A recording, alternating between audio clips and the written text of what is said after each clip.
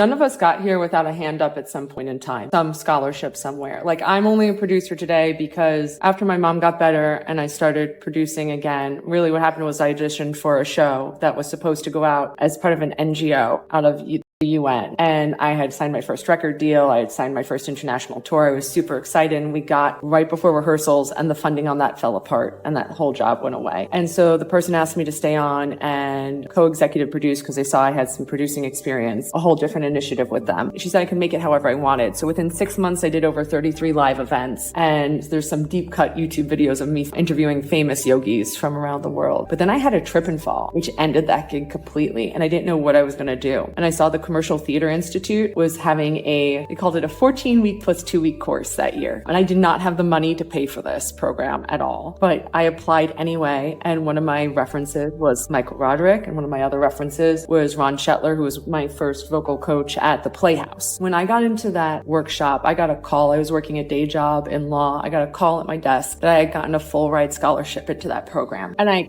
cried at my desk because I was so happy. And it was the first time I won a major award in our industry. And it's only because I did that course, I then met someone who was working on Gore Vidal's The Best Man. Because I was just real vocal. I was like, I'm looking for my first Broadway show. And I was like, I might have something you like. And I was like, what? And he's like, well, what are your people like? Really commercial things. And he's like, well, I'm doing Gore Vidal's The Best Man. And I was like, yeah? I was like, I might have heard some people who were in it. James Earl Jones, Angela Lansbury. I was like, yes, my investors might be interested in that. Yeah. And so I remember going home to my wonderful friends of my family that I referred to as my step-grandparents at the time was who I was living with here in New York. And I went home and I said, I think I found my first Broadway show and I really want to do this. And I told them about it. And they were my very first investors in the industry. All of that happened because I got that scholarship.